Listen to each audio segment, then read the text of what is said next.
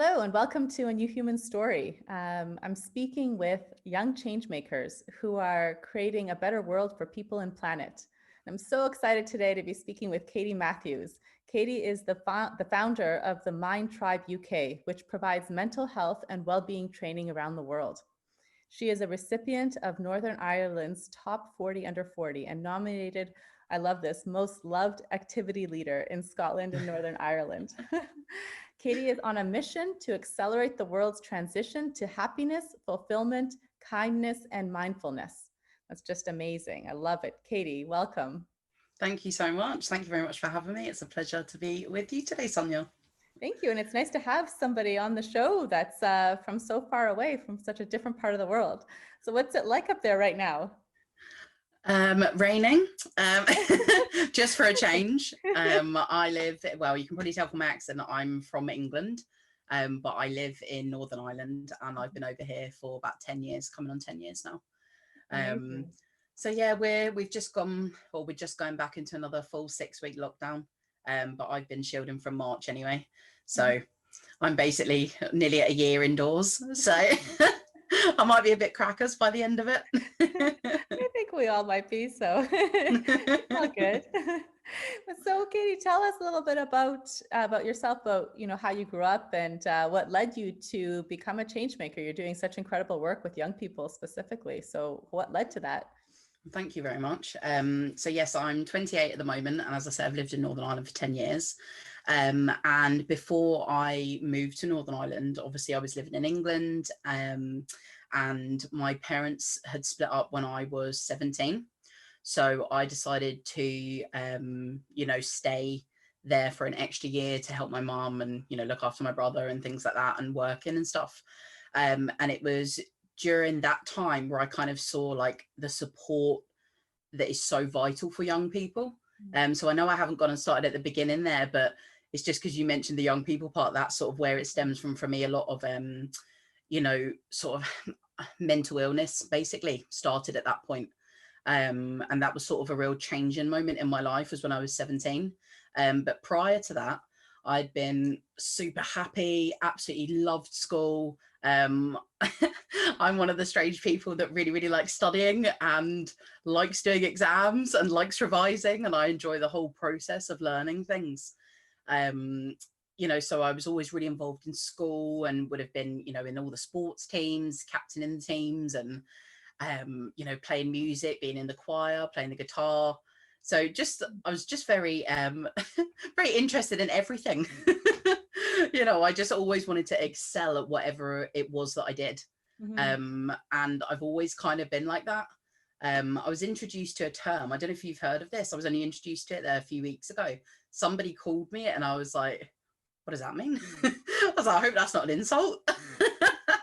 So I went on and checked. Have you heard it? It's multi-potentialite. I've never heard of that. No, I've only Multi-potentialite. multi-potentialite. Yeah, well, that's what I thought was really interesting. So when I looked it up, it said that it's basically somebody who pursues and excels in like multiple areas or like multiple disciplines, and has, broad interests and things like that. And I was like, that literally describes how I am. Like, I don't feel like I want to be put into a box and like defined by one thing. I like having varied interests. I like having my fingers in different pies, as we say over here. So I suppose that's a little bit, that's probably enough for now because I'm a talker. So great. As a young person, I mean, I think that that's so important when you're young to be exploring different areas and being able to, like, that's how you start to find your passion, right? And so is that you found your passion through your personal experiences or through seeing young people struggling? It's kind of both. Kind of both, to be honest, because as I say, when I got to 17, that's when things kind of took a bit of a turn. That's when my parents split up. That's when I got diagnosed with depression, and that's when I started to find it really hard at school. I still did very well and things, but it was a struggle, balancing everything, and you don't really know what you're going through. You just think, oh, is it just because I'm a teenager? And you feel weird, basically. You think, God, everyone else seems to be getting on fine, and I've got all this piling on my shoulders and I can't see a way out of it. And that was it. It sort of hit me like, this is the support that we would need.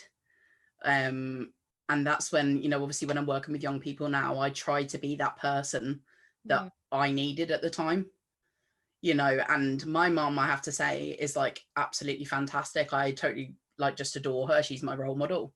But obviously there's only so much that another person can give, even whether it's your own child, when you're going through so much yourself, Mm-hmm. because obviously it's going to have a big effect on her. And she was still looking after me and my brother. She was still trying to work with everything else that was going on, so it was kind of seeing things from a different perspective, and it almost like made me mature in my outlook as well, I think, and started to think about the different types of support that people would need, and also the fact that there was probably support that I needed but didn't either know how to access it or wasn't able to access it.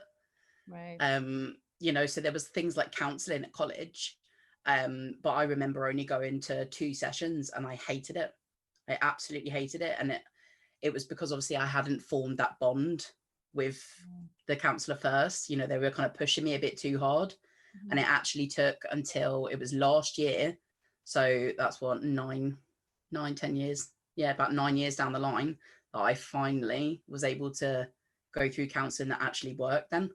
And that had a real tangible impact. So my goodness me, sorry, I go off on a tangent, don't I? No, I just want to tell you my whole life story. Like no, I think it's so helpful because, that's what makes the Mind Tribe, I think, so amazing and unique, is that you've built it and created it from, and all the things that you do to help young people and everyone struggling with anxiety and other issues, is that you've built it from your own experience. And so, and from knowing what works and what doesn't and what you might need in that circumstance. And you're still pretty close to it, being, still pretty young, and being able to connect to some of those challenges. I know young people are really, really struggling with those issues right now, with anxiety, with stress, with being overwhelmed by life. And so tell us about the Mind Tribe. Like, how do you help people going through those issues? So we do a variety of things. I run training courses and workshops. So I would have sessions for parents where they can come and learn to support their children. Sessions for educators, so where they can come and look at embedding a growth mindset in their space or their setting. We look at mindfulness, we look at supporting positive mental health with children. We have courses dedicated for teenagers. We run a community support group, which I'll be starting again in the new year, because things, as you probably well know, have been a bit nuts this year. But we used to have them in person, so we're hoping to move those online again for the new year. So it's a community peer support group in the area that I live, just for people that are struggling with either anxiety and or depression, because I would have obviously the diagnosis for both. I was diagnosed with generalized anxiety disorder when I was 22. So I've been living with that for for about 6 years. And that's sort of what it's a mixed bag, basically. Anxiety is a funny one because it drives you in one sense. So it's the thing that it can make you keep going and wanting to put in effort and work hard. But at the same time, it's almost underpinned by this strand of like perfectionism, where it's like, I can't stop until it's perfect. So therefore I'm not done. And it's trying to marry that up within yourself, and then how you marry that up with professional experience as well, all the things that you're going through individually, and then how you're able to collate that and express it in a way that matches with the professional side as well, then, if that makes sense. Yeah, and in healthy ways, right? I mean, it's and we all have skills and talents that we can contribute, but how can we express those in healthy ways that are meaningful and also serve our greatest good? Because I've learned as well from experience. I mean, I've driven myself to, very unhealthy, sick ways in my past. And I've learned from that, you have to just be okay with what you can do, and not strive to always do everything perfect. And it's okay sometimes just to let it go.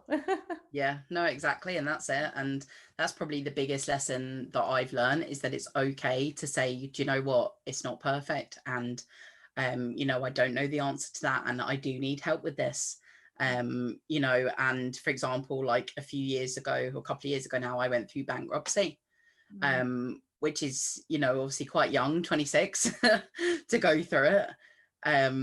And people, you know, even now, other entrepreneurs and things, you know, would come and say to me, God, why do you talk so openly about that? You know, you're so open about things. And I'm like, because somebody has to be. Like, we have to show that it's, you know, it's not normal as such. I hate that word, but it's not, you know, the desired goal. It's not the thing we want to happen. But if it has happened, we can say, well, look, that doesn't define who I am. I need to use that as a learning experience. How can I deconstruct that? How can I take the learning from that to help me to move on and to help me to have, you know, that post-traumatic growth essentially. You know, and I think that's really, really important. And that's been one of the biggest things that I've learned is, you know, looking at growth mindset and looking at resilience and working on myself. And it sounds so cliche to say that, you know, to be like, I had to work on me first, but but it's true. You know, yeah, so it goes along with your t-shirt, right? Self-love. I mean, ultimately, yeah, even on an airplane, they say put your oxygen mask on first before helping others, right? You're no service to anyone if you're not capable, you know, if you're not okay within yourself first. So it's about starting within yourself and then being able to build up all that capacity to share it with everyone else. And that's where your light really makes a big impact. So that's amazing. So that's really the growth mindset. So you really focus on focusing on the growth and where people can go from these experiences and what they can learn. That's it. And I think it's really important, you know, to act as a role model for people, to show that just because you have been through something that was traumatic, or just because you've been through negative experiences or things have happened that are beyond your control, it doesn't mean that you can't take your power back.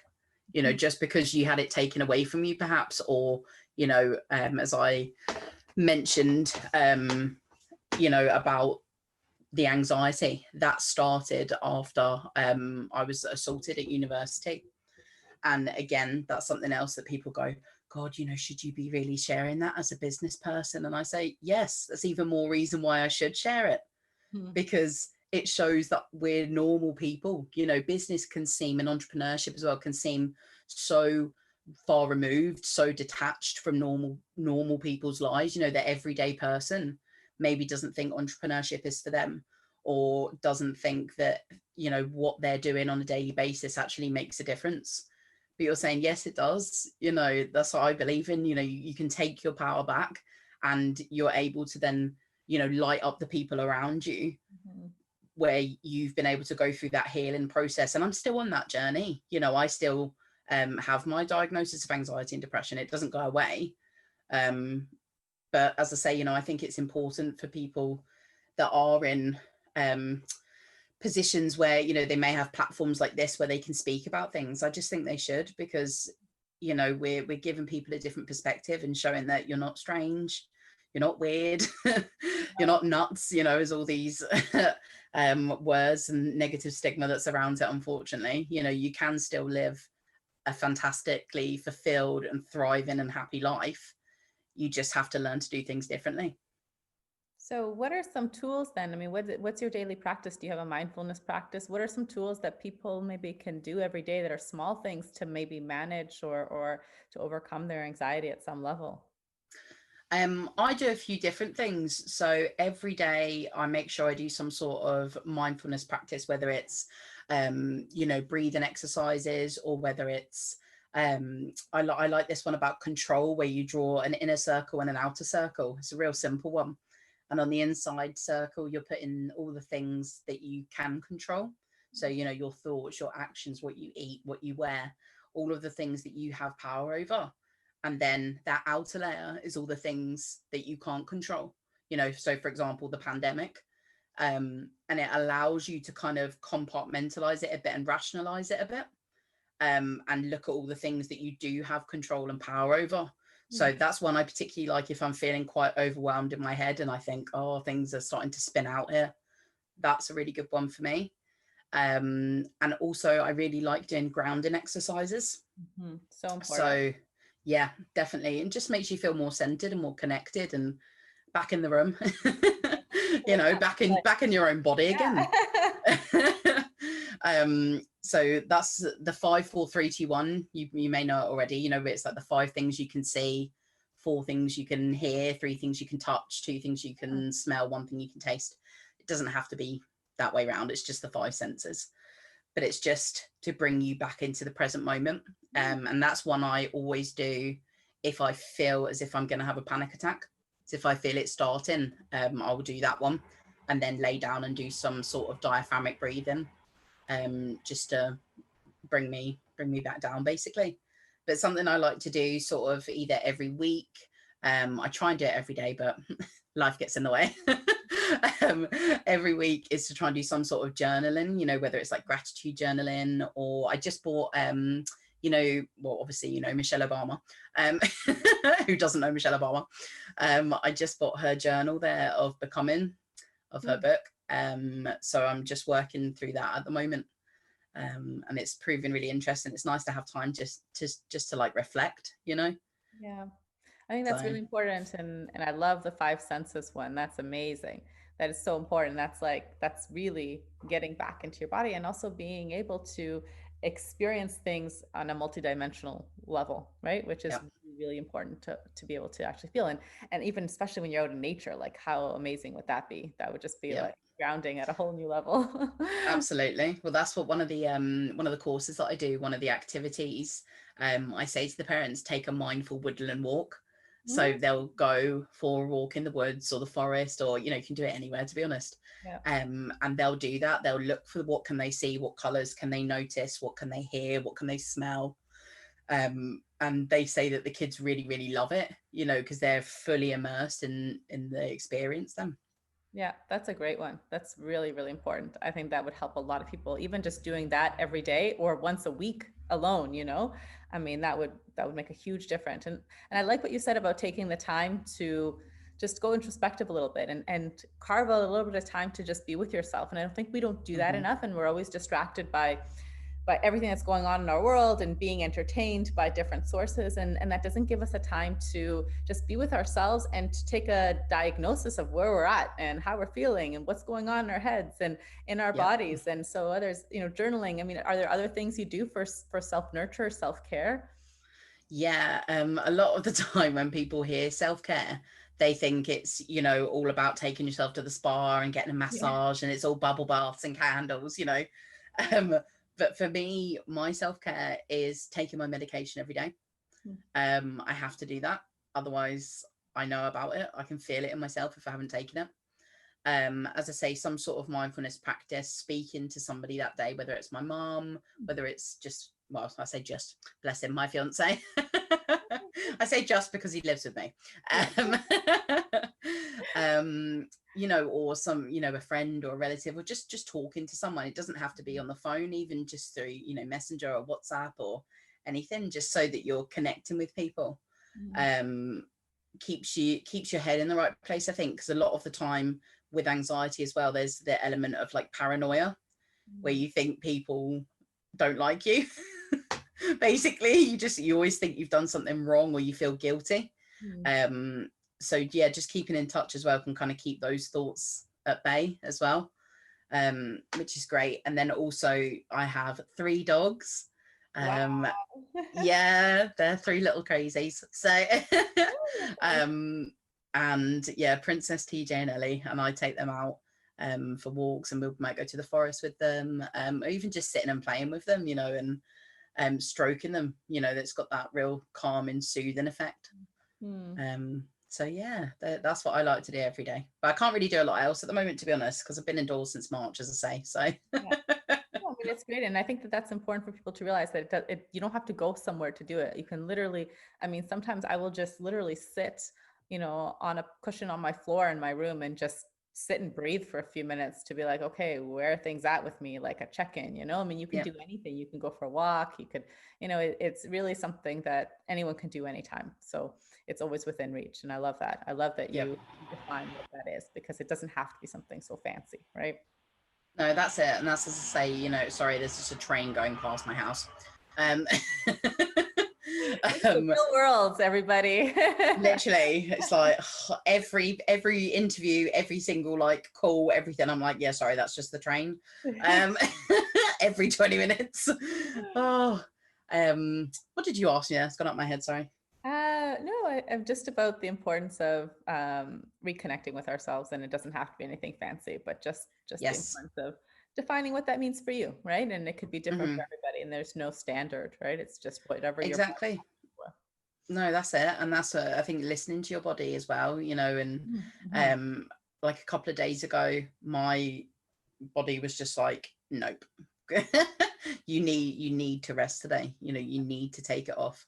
And if I hadn't have done that, obviously where I've got a autoimmune condition, and that means that I would get flare-ups where I'm in a lot of pain and sometimes like can't move and can't walk properly, and sometimes can't breathe properly, depending on how bad it is. So for me, it's really, really important that I do take care of myself, and I do make those little things, or take those little steps, should I say, to look after myself. Because at the end of the day, I'm like, no one's going to do it for you, Yeah. And it's the and most even though important relationship you could build is with yourself. yeah, It's the hardest one, exactly. for sure. That's it. I was like, well, I can't get away from me, so I may as well make friends with me, Exactly, right? Kind of amazing. It's yeah, it's an interesting one. So what's in store for the Mind Tribe and some of your programming in the next year? What would you love to start doing? Oh, wow. I've got a few things in the pipeline. I always have a few things in the pipeline. So the Mind Tribe, I've got some new courses. There's a lot of work being done around trauma and making sure people are trauma informed. Because a lot of the time people won't necessarily understand, excuse me, why somebody's having maybe a certain reaction to something, or they've maybe been triggered by something and they don't know what it is, Mhm. and they're not necessarily understanding that it's a trauma response. It's something that they basically can't control. So there's a lot of work being done around that at the moment. And then also I'm doing a lot of work around like attachment at the moment, and how it impacts as they get older and develop, basically. And I've devised a new range of programs for parents for supporting teenagers, um, especially off the back of the pandemic.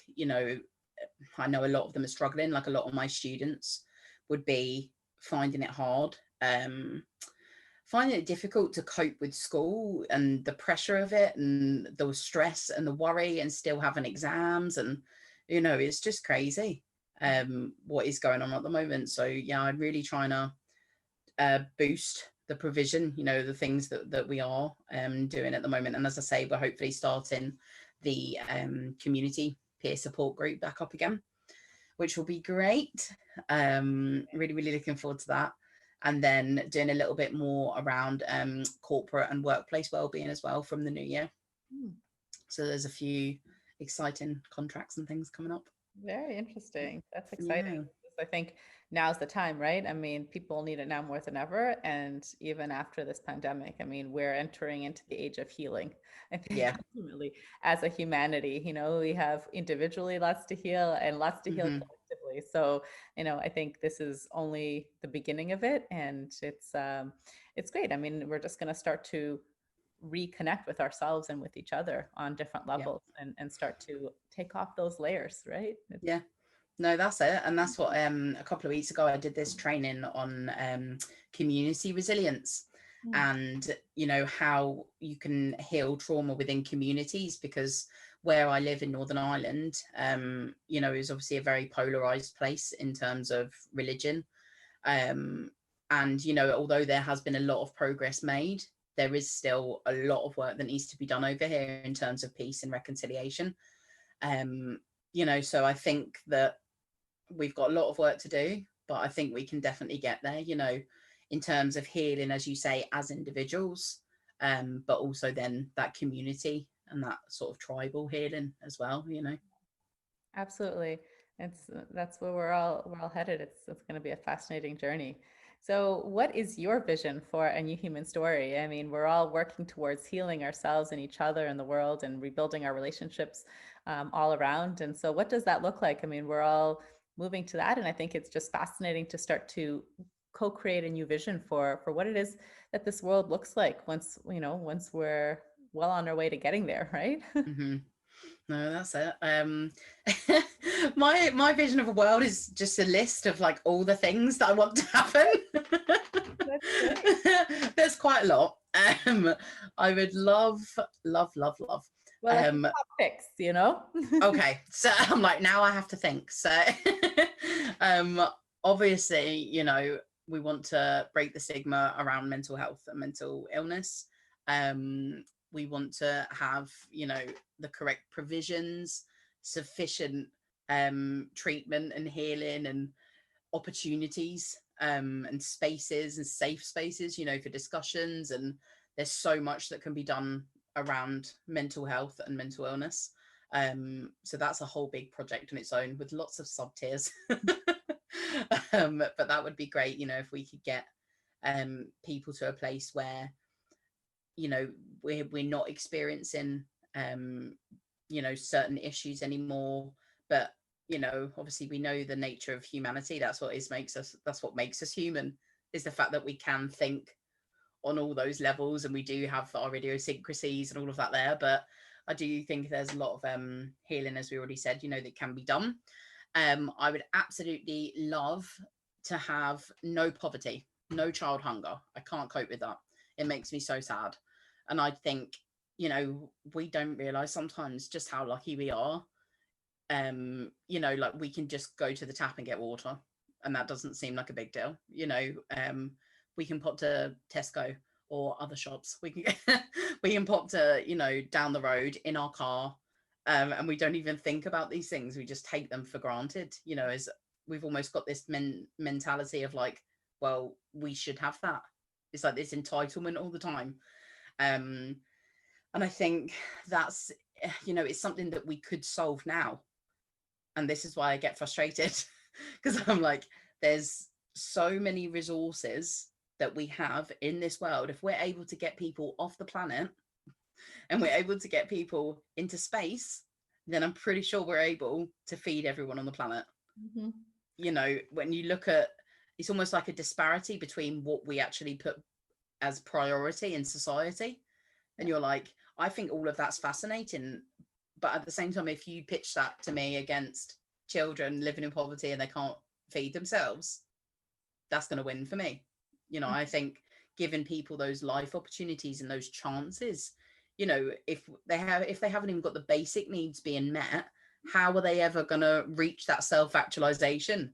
How are they going to be able to actually move out of that and accelerate? And it's going to be really, really difficult. And there's a lot of barriers in the way then, and when people are going, oh, but it's all about grades, and, in the education system, they need to get this and they need to get A's and everything. You think, but you've got kids there that haven't even had breakfast. How are they, how are you expecting them to excel? How are you expecting them to rationalize? How are you expecting them to regulate? How are you expecting them to memorize all these different things and navigate being a teenager and navigate school and navigate friendships, and they haven't got their basic needs met? They may not be washed. They may not have food in their tummies. They may be cold. They may be dreading going home, and that's just something I'm like, I just want to solve all the problems. We can co-create, that's the whole idea. And I think that more and more people maybe before weren't prioritizing these issues, but I agree with you 100%. We need to have, as a basic minimum, everybody, food, water, shelter. These things are a basic that are non-negotiable. Exactly.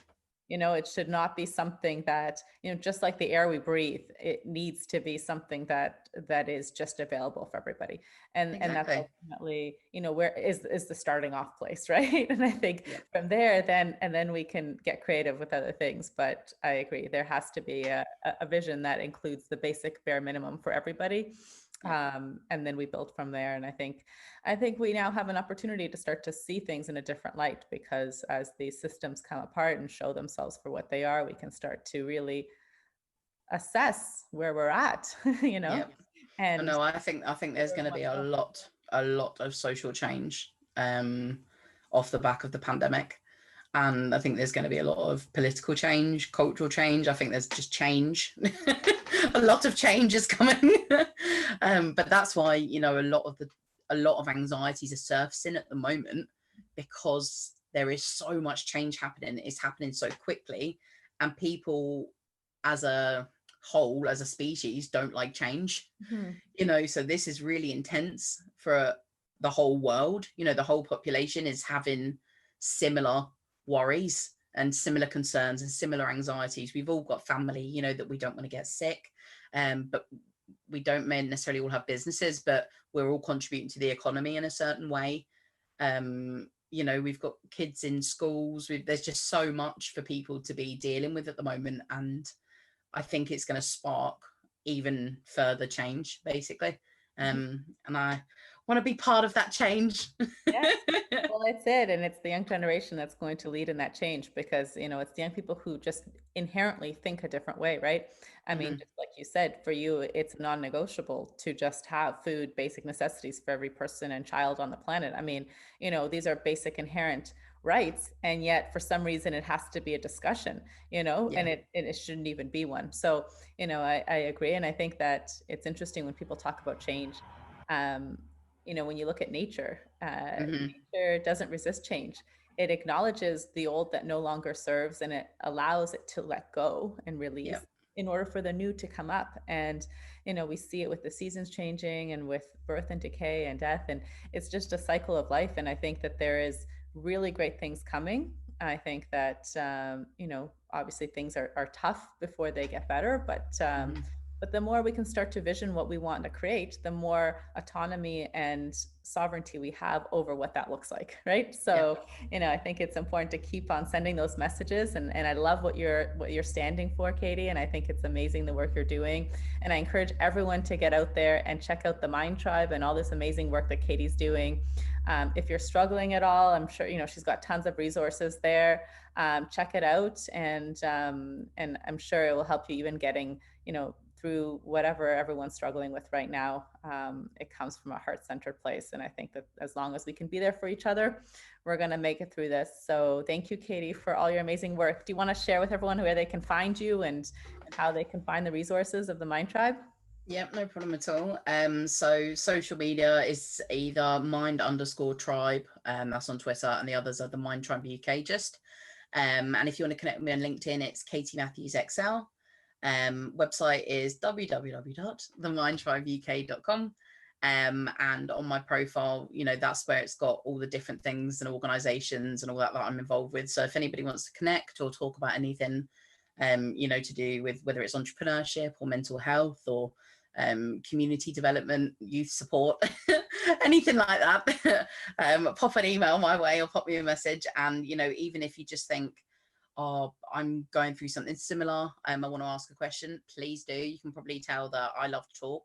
So I'm always more than happy to speak to people and, you know, pass on any resources or anything, you know, that I would have that could possibly help. So thank you, Sonia, as well, for the opportunity to speak today. I've really enjoyed it.